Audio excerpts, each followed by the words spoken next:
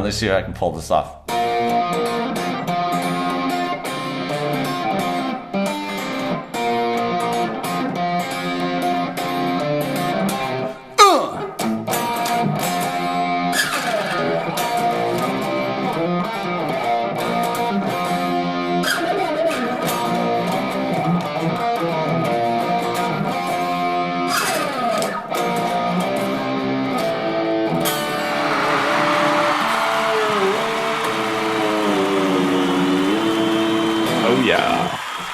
Oh yeah, summer night. It's not summer yet.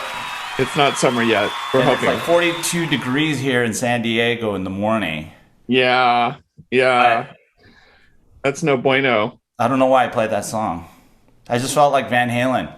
It's 36 where I'm at. 35, excuse me. Oh, yeah. Nothing like summer, right? Oh, man. I mean, it feels like a summer night. So maybe summer nights are about 62 degrees. So that's what it's going to be during the day here in San Diego. Wow. Yeah. Can you believe that? It's just ridiculous that way. So did you survive, dude? Barely survived, man. You know. In fact, we're just gonna project how we would feel a typical morning after a typical night in Barcelona and MWC. We're going to do that for you on the show. And so we'll have no personality at all. We'll just be kind of oh gosh. Yeah. Do we really stay up all night? We're post-MWC zombies. We're getting too old for this. This is just ridiculous. Yeah. No, you're right. We've been going to this event forever. And you're right. In younger years, you know, you're just like barely sleep and then get back to Fiera Gran Via the first thing the next morning and just pounding it and just doing your thing. Yeah, it was just, and you know, you have to be, you don't realize that we get conditioned for these types of events, especially like as an analyst or just, you know, anybody, a vendor, whoever, anyone that goes to these events, especially big ones like MWC, which are just enormous, right? Usually. Right. You have to be in shape, man, because I had something like 30 meetings over 3 days. So that's 10 meetings, but I was running from one hall to the next back and forth. And it was just totally insane. You know what I'm saying? It's insane. It's brutal. And, it's a big place. Yeah, it's really, really big. And my boy is like freaking out. Hold on. I'll be right back. Okay. Talk amongst yourselves. I'll give you a topic. Fiera Gran Via. Fiera Gran Via. Yes. Don't pay attention to the other host of this show just taking off to take care of kids. He meant to do that. So Fiera Gran Via, for those of you who don't know, it's in Barcelona. It's in the southwest side of town, not near the core of the city. And it's huge. It's like 8 halls kind of interconnected. And it feels like from one end to the other, it feels like you're just walking for miles to get from one side to the other. And you will get your steps in, your 10,000, maybe 30,000 or more steps a day when you're there. If you're really investigating everything. Some people actually have linear plans on how they tackle each hall to go look at everything, because you know you've got all the biggest companies in the world with these big booths, stands, they're giant, you know, that have offices inside them and meeting rooms and all kinds of stuff. It's crazy the expense that they go to build these giant things. And different halls a lot of times maybe have different themes, or they different, you know, some hall could be for telecom companies, another one could be for tech, like IT tech type companies. Some are consulting firms, you know. It's all over the place. Well, you know what? Yeah, exactly. And the thing that really surprised me this year, excuse me, did I just burp? Yeah, you probably just burped on the show. That might be a first, right? I think it is. I feel like it. Yeah. you feel like it. You don't know how it feels. So yeah, this year I didn't go to a single keynote. It was like crazy. I was so busy running around, but it was great. I thought it was an awesome show. It was the best that I've been to, and best I've been to, because Really? before it was so crowded. It was ludicrous, right? It's just ridiculous. Like we were talking about before, you couldn't make hotel reservations or restaurant reservations. It was just, everything was booked months ahead. It was insanity. But It is. That's a good point. You're right. That was a big difference in the past. Just your ability to get a flight in there and get a hotel room, and they usually jack up the prices in Barcelona. And yeah, I know people who were like sometimes having to stay, 50 or more miles away and take a train in from outside of town every day just to go to the event. And clearly it was not like that this time. Oh yeah, yeah. I mean, you want to talk about expense policy violation week. Yeah. Of any company. Yeah, for sure. That's MWC. Because I remember when I was at Gartner, we had a pretty nice, expense limit on hotel. But what you could get for that sizable amount a night is just like a hole in the wall. Yeah. You know what I'm saying? It was bad. I do remember. I feel like I've stayed in every kind of hotel that possible in Barcelona over the years. And yes, I've stayed in some pretty bad ones. So, where it's just barely bigger than your bed. Yeah, exactly. Yeah, absolutely. So yeah, I felt like I got lucky this year. I got a good location for my hotel. You and me, I waited to the last minute. I know you did. It's amazing that you found a place, because you wouldn't have been able to do that before. But absolutely, great, great event. We both attended IoT Stars, right? Yeah, I thought was a really great event this year, considering we're just starting to get out of this whole pandemic mode. Yeah, and thank God, great timing. We have this lull, or we're on the backside of the Omicron thing, at least in some regions. I thought it was a great event. The panel was really fun. Vinky, he insulted me on stage. So who did you have on your panel? And tell it, maybe, what were you guys talking about? What was the topic? I'm trying to remember. Was it about just I don't know. What'll be shortcomings? Yeah, so it was hilarious. So I'll tell you the backstory. People don't realize this, because I had a couple people walk up to me and say, you're kind of an asshole. And I said, okay. I said, all right, thank you. You don't know how much that means to me. Feeling the love. So here's the backstory. So we had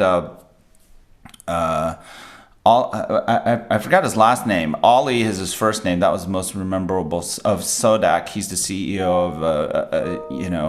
of a company. I'm trying to remember what that. They probably do platforms. He's going to kill me for getting this wrong. I'm still in that post MWC brain fog. Brain cloud stage. We had Christina Batero, who was from Ubidot. Ubidots. Yeah, I've heard of them. And then we had Vinky, who is the CEO of the ThinkWorks. And why does my brain hurt so bad, dude? Oh my God, I can't believe you're doing this network and the things. Yeah, and then Asal, and I'm not going to get his last name. So he's with what, IoT Innovations? T-Mobile or Deutsche Telekom. And these guys are going to kill us, man. Yeah, we're really anyways, we have an excuse. Our brains are not working. We already warned you. We're zombies, and it's early in the morning. I'm just starting on my coffee. We are zombies right now. Anyways, like I said, I'm an asshole. I'm being an asshole right now. But here's the backstory. So Mark sits there and introduces me via email to these guys. and says, "Here, go have a prep call." And so in response, what I did is I said, "Okay, hi guys, no prep call, no bullshit. Just so that you know, I'm the nicest asshole you will ever Wow. meet." And I said, "See you in Barcelona." That was Wow. it. That's That was the brutal. whole prep. Dude, you should have been fired on the spot Oh, I know. as the But then, moderator. of course, I get like this back channel message from Mark, which is just ha ha ha. And Thanks for so, getting yeah, everybody prepped, dude. yeah. No, but they were so good. They were all so good. You know what I'm Yeah. saying? But okay, so the "you're an asshole" comments aside, there were many people who said that was a really good. I mean, they loved the panel, and so there were a lot of compliments that came off of it. I just have to credit all the panelists. They just came with their they came somewhat prepared, yeah, but Yeah. they gave organic, true responses that just were, I guess, really resonated with the audience in a way that they might not have been Right. used to on panel. So Well, it that was was cool. good. That was good. Yeah, you went after Oh, them, and each one of them. What's going wrong with IoT? yeah, What are you seeing? yeah.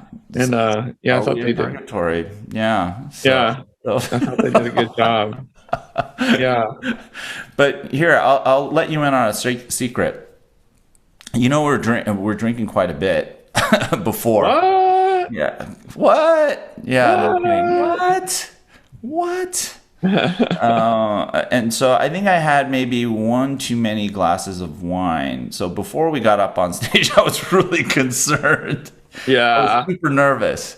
I didn't Love know it. what was going to come out of my mouth. So Right. thank God nothing too ridiculous did. Exactly. And Exactly. But yeah, we're gonna have some of the folks who are on the panel on the show. I know Afzal wants to get up here because apparently he didn't like my comment about fail fast. He's a big fan of it, and he had something on the tip of his tongue. He says, Yeah. and he was about to say something to diss me live on stage, but instead Minky got up and piped up and insulted me on stage and in such a beautiful way Ah, awesome. that he throttled back and decided, you know what, I'll save that ammo for next time. And Yeah, he's gonna fire off those bullets here on our show. absolutely. That's awesome. So I got to ask questions, of the startup pitches Yeah. at IoT Stars. Traditionally in the past, IoT Stars used to be almost 100% about IoT startups, typically in the Barcelona area, actually, Yeah. and maybe broader Spain, doing pitches, and we'd have big panel of judges actually, Yeah. and we would vote. We'd hear like 5 or Africa more, maybe 10. I don't know how many pitches we used to hear Yeah. those Yeah. days. And then we would kind of huddle up in the back and decide who's the winner. And I forgot what the winner got in the past, but this time we had a couple different folks do pitches in between speakers. And Italia, she pitched something, her little robot. Yes, her little Yeah. mochi card, whatever. And what this is, she started a company in Barcelona. It's about Scratch. About it, I'd say I would characterize her being in the ed tech space, Yeah. education and kids, and teaching them about coding, kind of like a lot of you who know about code.org and the hour of code and all that stuff. And so those blocks that you can do either on the web or in Scratch, and you can do it on a Raspberry Pi and all that kind of stuff, so without having to type text code and know a language. It's a great way to teach kids at a high level how to just the constructs of how a program works without having to know a programming language.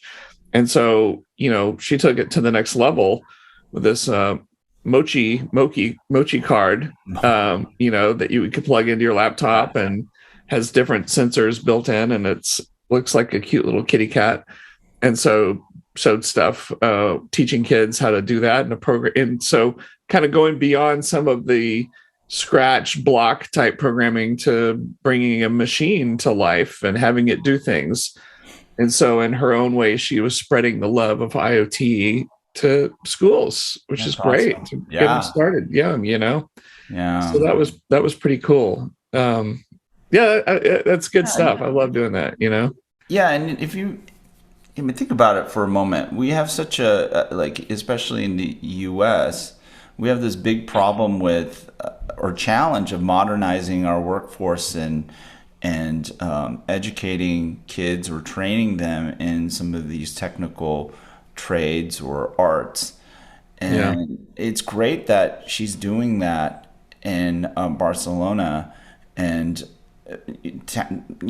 tackling that for her country, or maybe even the region, and who knows, maybe that stuff comes to the US and becomes a big thing. But just getting kids interested in this stuff is going to be super important going forward, if we're especially if advanced economies are going to continue to be competitive.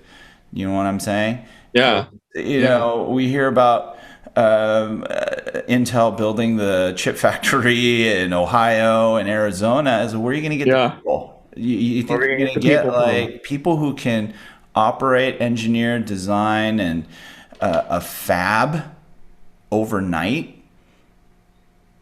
It doesn't happen overnight. You know what I'm saying? You have to have this backlog of young people who are going to invest their time, their energy, their passion into these fields.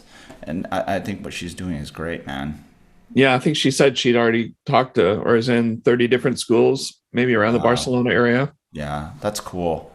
And I felt from my perspective, the biggest help I could give her is to help her with just go to market strategy type stuff, and help spread the word. She's the smarty. She knows what she's got and knows how to teach it and everything like that. We just need to spread the word, right? Awareness a lot of times, and get plugged into different schools around the world. I got a new name for that, dude. What's that? We can call it Tech Ed Tech. Tech Ed Tech? Yeah. Instead of just Ed Tech? Yeah, instead of ed tech. Okay. Well, there's ed tech, which is all those learning systems and stuff like that. Yeah. And there's tech ed tech. So there's technology that's designed to help educate a new generation of technologists and engineers that we're going to need in the future, to upgrade our workforce. Yes. Do you know what I'm saying? You need to upgrade your brain. Yeah, seriously. I need to upgrade my brain this morning, actually. Me too. It's like, I have no idea what's happening right now. I don't really know where I am right now. Absolutely. Yeah. Absolutely. Yeah. Let me think. I'm trying to think of other crazy stuff we saw at the event at MWC. I don't know if it was SK Telecom. One of them had everyone's talking about that. Big metaverse thing, like a robotic arm, right? It was like an arm, and people, like 4 people, kind of like on a ride, almost like you might see at a state fair or county fair kind of ride. But they all had VR glasses while they're moving around. I guess that was the metaverse, or at least what they, Yeah. And so you did see people drinking the metaverse Kool-Aid in various places there. And so we'll see what happens with that. I know that our audience knows how jaded we are about the metaverse. And so, we're sitting here ready to, the jaded view of that would be, well, AR and VR goggles, I don't want to say they're running out of gas. The progress they've made has been super incremental. Oh yeah. When you think about all the hype, like remember when Google Glasses came out and Robert Scoble is in the shower with his glasses on, and that picture that was bizarre. And you thought, wow, this is going to be a big deal, and then you had Oculus come out, and then they got acquired by Facebook, and then you had there's Magic Leap, which is trucking along. You got HoloLens with Microsoft doing a mixture of AR and VR blended together, so they call it mixed reality there.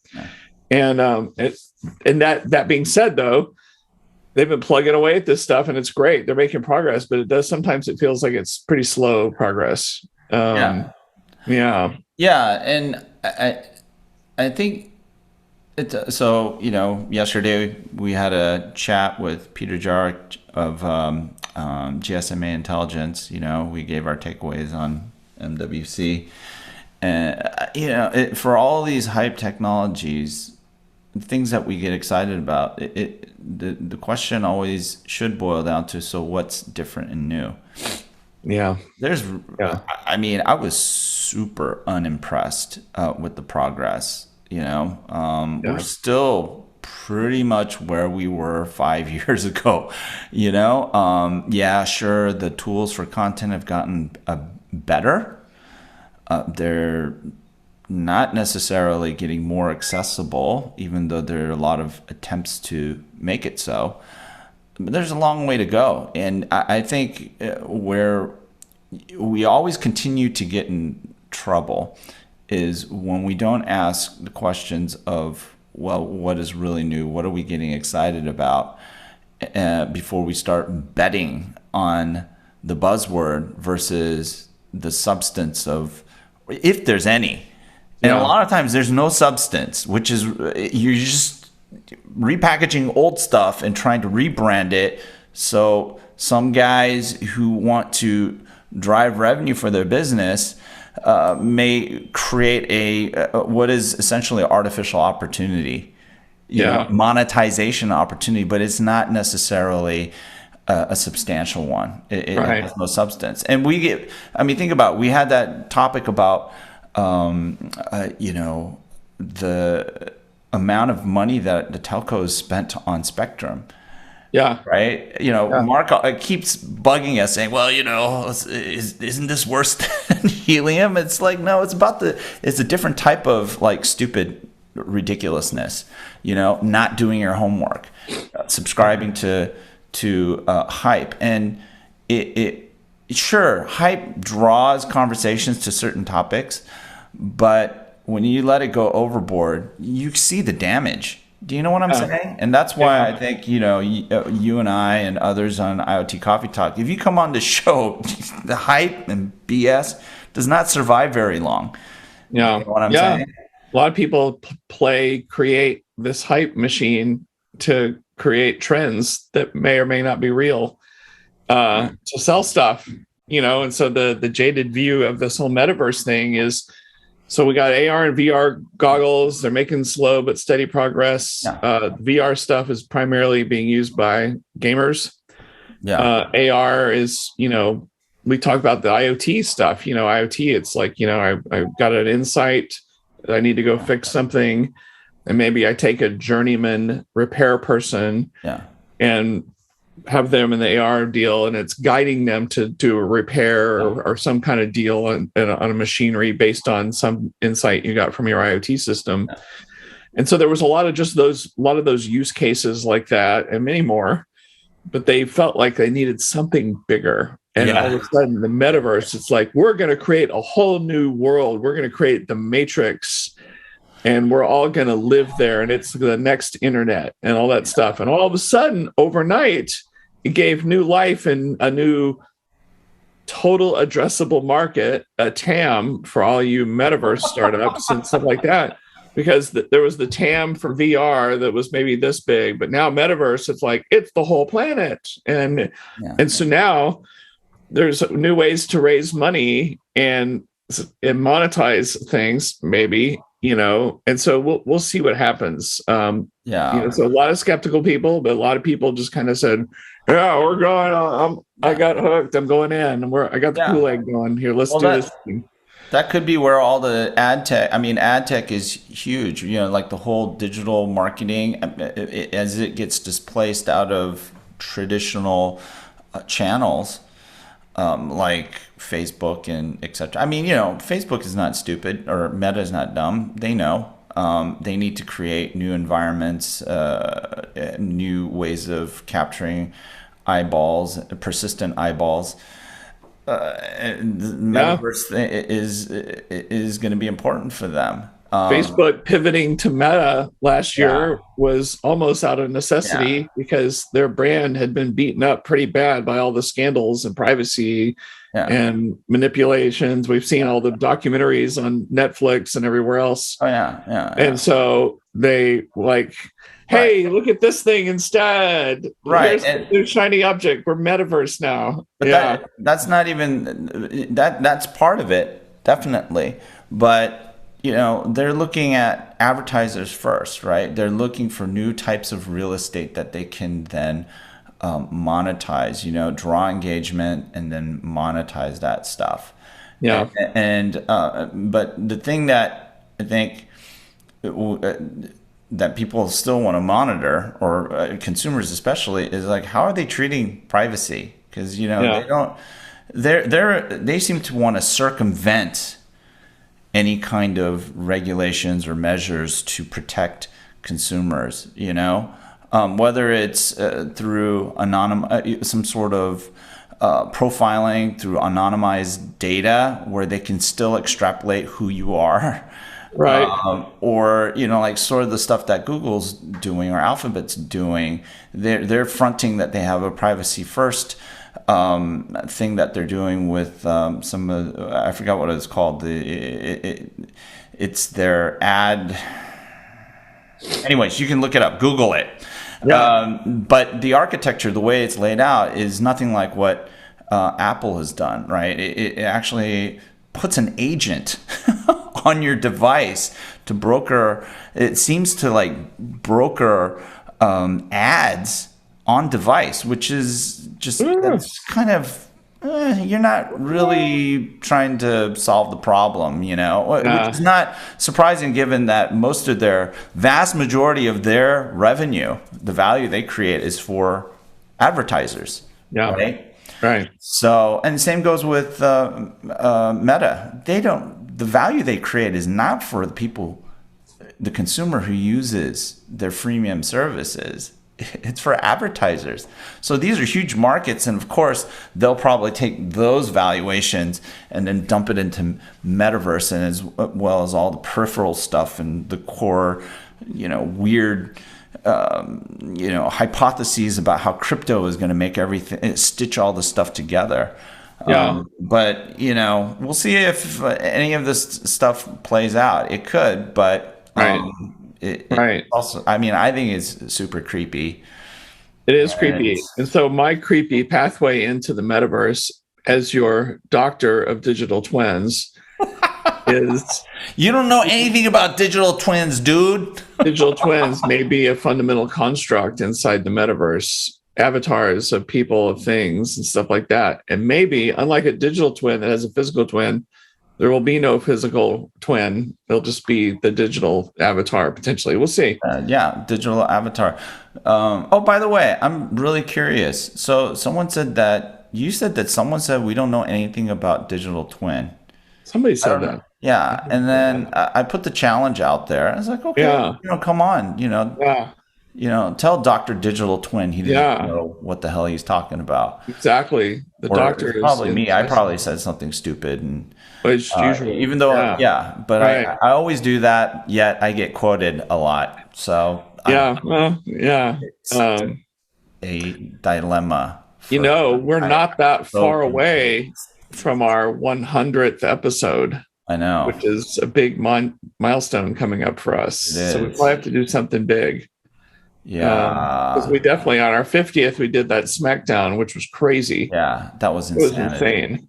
That was insane. Should we have a digital twin SmackDown too? Maybe something. I know, we did another digital twin thing later. Did we do it on our show or somebody else's show? I don't know. I can't even remember. No, that you guys did it for Zedita. Yes, we did on Zedita. I would say that was more muted. It was good, but it wasn't like, I'm coming for you, brother. you know, it wasn't like that Yeah. at Oh all. yeah. It wasn't pandemonious. It wasn't. You're right. It was restrained. I think Yeah. whatever we Is do for the that, 100th episode, it's got to be off the hook, yeah. insane. We got to promote Totally. it like the Oh event of yeah. the century. Century. Yeah. Yeah, I think so. Yeah. Maybe we should do a tag team. yeah, Because usually, like in the WWF or yeah. WWE, or I don't know what they call it. Is it the WWW? They keep changing in the name, Yeah. the letters, don't they? It used to be Yeah. WWF way back when with Hulk Yeah. Hogan. Hulk You Hogan know, and Randy, exactly. Macho Macho Man. Man. That's right, right? Absolutely. The Oh Undertaker, yeah. all It was that my kind of favorite. stuff. Probably Yeah. back when Andre the Dwayne Giant. Johnson, when The Rock was doing it, Oh, was back then too, or a little bit he's a later. newbie, man. He's a baby compared to those guys. Yeah, that's true. That's true. Yeah. So yeah, maybe. I mean, it looked like But you Rick. definitely need a scenario like when we saw like in Rocky 3 or whatever, when you had Yeah. Hulk Hogan breaking Rocky's back, but then Yeah. Rocky threw Hulk Hogan out of the ring somehow. I don't know. How he did that. But that's what people want. Exactly. Or they need stuff like when you had Mike Tyson, fighting Evander Holyfield and he bit his ear off. You're off. Yeah. That's what people That's want. fun. Oh man, off the top turnbuckle. Actually, what we should do, because They want Mike that. Tyson does live in Vegas and he really does have tigers. I think whatever we do needs to involve that. Probably, Yeah. we probably need live tigers, kind of like the Hangover movie. Yeah. Maybe it will be a hangover. It'll be the hangover episode. Yeah, maybe so. Maybe so. But yeah, I mean, I'm really curious. So hopefully we'll have it, and it sounds We're like gonna have to start. We're gonna have to use all our promotional powers starting now to get people ready because it's a few weeks in advance, and we got to get them psyched up. It's got to be bigger. It's got to be like the metaverse. It's got to be that big. Geez. Us Maybe we'll have to living in the metaverse. Probably having to wear spacesuits, or I don't know what you have to do there. Maybe. We'll have to rent out Snoop Dogg's digital venue. Yeah. Do we have to have gravity boots? Do you think for this? Maybe. Probably. I don't know. Probably. So other things at NWC. So I'll tell you one thing I experienced because I'm stupid is I walked in to the event with my cloth mask and I made it like through 3 layers of people, security, whatever you want to call them. And I'm about to go up that initial escalator that everybody goes up. And then someone goes, you got the wrong kind of mask. You got to go outside. And I go, where am I going to get the right kind of? They had the FF2, whatever mask you had to get. Yeah. And I'm like, where am I going to get that mask? And they're like, oh, go outside to the right. You can buy one. I'm like, okay, I'll go outside to the right and buy one. And there's literally like a street sweeper truck right outside my house right now. I've never seen one on my street ever. That if you hear any background noise, that's what that is. Can't hear anything. Well, that's good. So I go outside thinking I'm just going to go over to the right and grab one of these masks. Oh no, there's the mother of all lines that kind of snaked around outside the entrance forever, like hundreds of people long. So it made me, I always feel better when I find out I'm not the only idiot. There were lots of other stupid people there too. And so we're all waiting an eternity to get this mask. And then we had to get up to this. It's like they opened up, it looked like a food truck and they opened a pop-up deal. And we had to swipe our credit cards to get this little mask.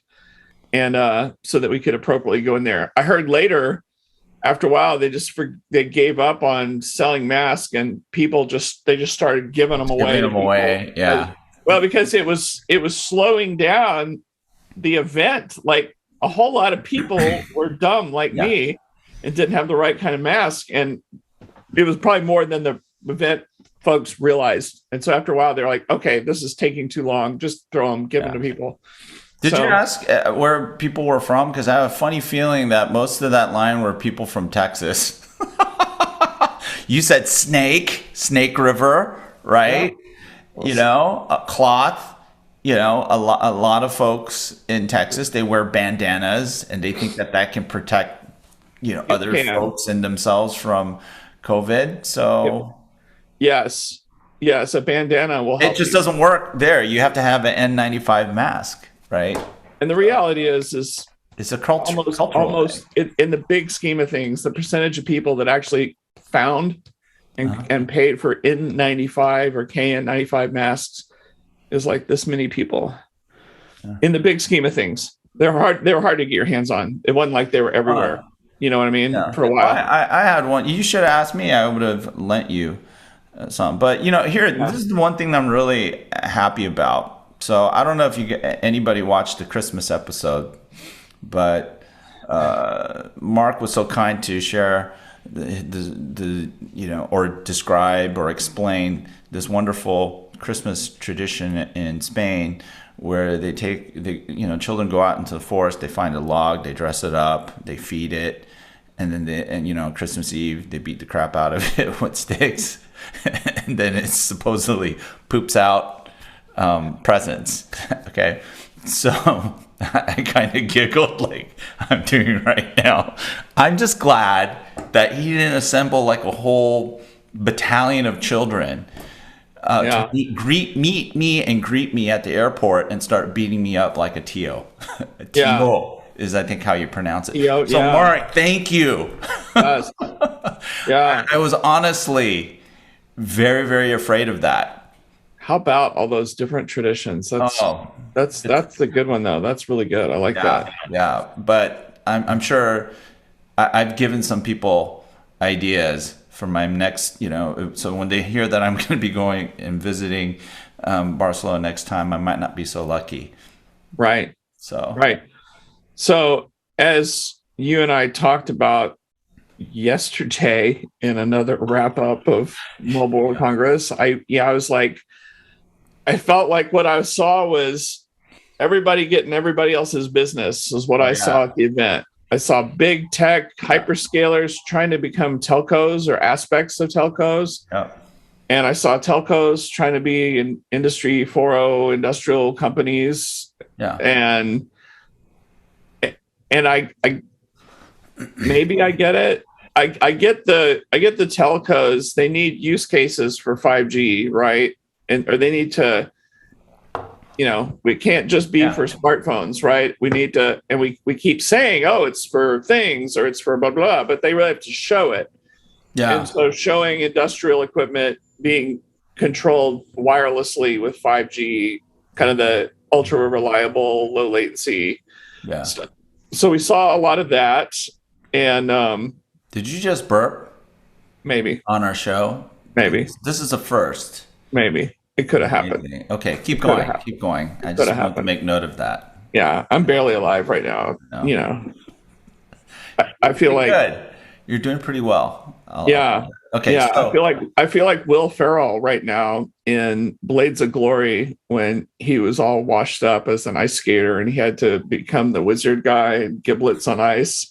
And he's you know what happened there if you watch the movie. Anyway, here's what I think about all the big tech companies. So they're like all in with 5G, they're all in with RAN somehow, they're all in with OSS and BSS, they're all in with everything telco. And I'm like, it's like some strategist inside those companies said, hey, we should go in the telecom business. We should be like, Verizon and Vodafone and all those guys. I think they forgot about the part that being a telco is like being in the airline business. A lot of debt, a lot of craziness happening. And you might go, oh, wow, maybe we should have stuck with software. I think it'll be interesting seeing all these companies who are diving into aspects of the telecom space who are new to it, and they've done some acquisitions to get in there, and they're all excited and they're staffing up. I'm seeing, I see stuff on LinkedIn. They're hiring all of this new sales force to go after telecom in different cities and everything. I was like, I don't know if they actually know what they're getting into. Yeah. You know what? You just made me realize something. The reason why these guys are freaked out is they're worried about where the software is going. So everyone talks about workloads. They talk about blah, blah, blah.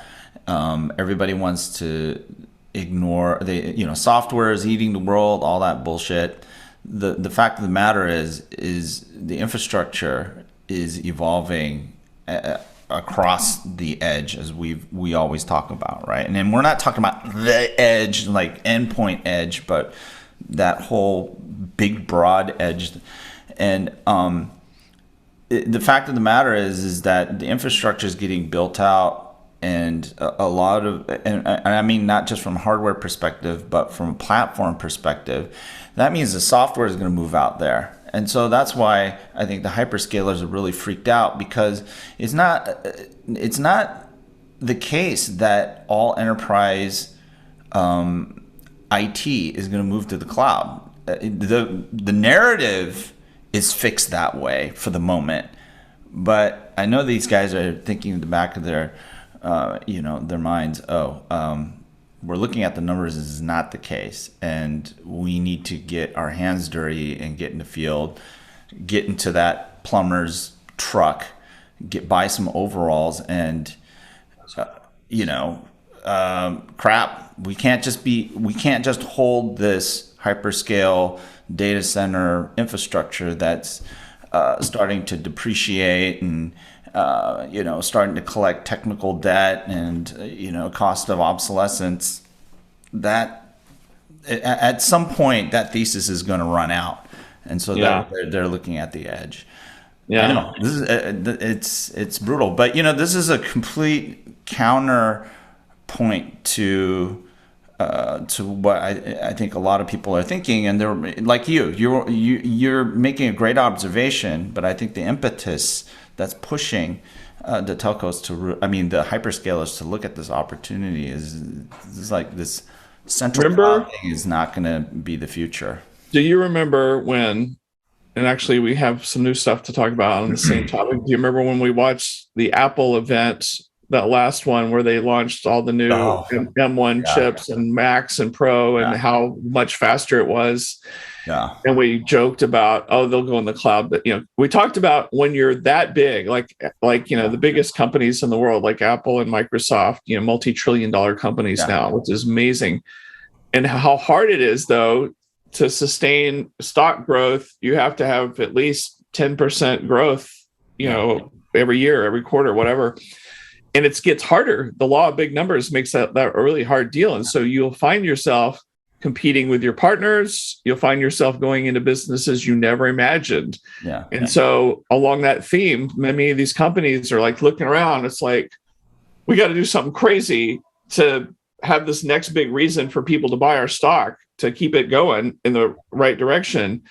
And it's like, let's 5G, telecom, RAN, open RAN. Yeah. Private networks. Let's get into that. Let's replace their BSS. Let's, whatever. And so you see a lot of that. So speaking of that, yesterday, Apple had kind of a little smaller springtime event. Reminding me, man. Yeah. And so, we saw a new iPhone SE, which is their low-end device, but they gave it the new chip, like the A15 Bionic, and they gave it 5G. Green color. So, that was that's the eco-friendly, I say more economical $500 or $600 phone, right? For folks who can't spend a fortune on their smartphones, but now it's kind of getting all the power without, But in the silicon world, where we love to be, is they announced the M1 Max yesterday. Ultra. I'm sorry. Yeah. You're right. They basically it's like they took two M1 Maxes and glued them together. Yeah. But during the presentation, which no one does presentations in marketing better than Apple does, they talked about, we could have two chips, two different sets of die here with the normal motherboard interconnect. But we all know that won't be that fast. There's latency and everything that happens once you go through those buses on the motherboard. And also it would look like two different system on a chip deals to the operating system, and it would be weird for developers. And they want a single unified looking thing. Yeah. So they invented their, what is it? I don't know, Ultra Fusion, something Fusion thing. interconnect where they could basically connect two Maxes ish together at insane speeds, bandwidth, and everything. And it appears to the operating system, like to Mac OS, as one big thing. One thing, yeah. And again, insane performance, insane numbers, and stuff like that. Yeah. And but so insane that they didn't put it in a new laptop. They put it on they call it the Mac Studio. I mean, it's actually pretty. It's a powerful desktop, piece of aluminum. Yeah, so number one, it's not. It's a form of advanced 2.5 D packaging, and it's super interesting because, excuse me, it's like Apple might be starting a new trend where instead of multi-die type integration, you're looking at multi-SoC integration. But like the point you were saying, this combined multi-SoC chip is going to look like a single thing to the OS. Yeah. And it's going to be able to harness the full power as like a unified compute resource. And that's we're used to like multi-core, multi GPU, multi chiplet type of architectures, but this is like it's taking things to the next level. And Phil Solis, who's the IDC analyst, he's a really cool dude. He follows all this stuff. He made a comment that when you make a die that big, right, you lose. Well, number one, you have yield problems just simply because of the dimensions. When it's on the wafer, it's just really awkward. And then there's also yield in terms of quality. If you have a die that big, you're probably going to run into a lot of yield issues in terms of production quality. So a lot of defective. And it's really expensive, so you reduce the risk by making the die smaller and integrating them that way. It's actually really brilliant. It's super simple, but the thinking that goes into arriving at a solution like that is really weird. And I think the PC world doesn't really think in those terms simply because they don't have that integrated vertically integrated engineering. You know what I'm saying? Apple can think like this because they know, we'll just tweak Mac OS this way. Guess what? We can have 4 or 5 of these things, and next thing you know, the Apple can scale out in a way that's because they own the whole stack. Yeah, they control every bit of the stack. It's not like the Windows ecosystem where you're dependent on lots of players, right? And so maybe this is the big nugget of our show. Everything else is like completely ridiculous and stupid, but we did talk about MWC. Yeah, we did. But yes, but chiplets. I'm waiting for them to come up with the M1, like friggin' ridiculous. Yes. No? Yes. Kind of like when after Plaid. Next is Plaid, right? Because Plaid be next. Yeah, exactly. Is it ludicrous and then ludicrous mode? Friggin' ridiculous. Yeah. That's the one I want to buy. That's what you want to buy. Yeah. No, I totally get it. I totally get it. You're probably feeling pretty good as a Tesla owner these days with these ridiculously high gas prices, aren't you? What's gas? Exactly. See, look at that. I have you don't no even idea plug what in. You're talking about. You're not feeling the pain of all these poor people.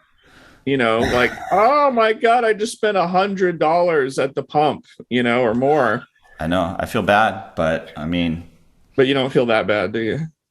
I don't feel it. Yeah. You're a 1%er. I know. It's lame. Well, we had to invest quite a bit in our solar system, our solar energy system. I love it. I sound like a god, right? It's like, well, I invested in a solar system. Yeah, that's what you do. Yeah. Well, planets.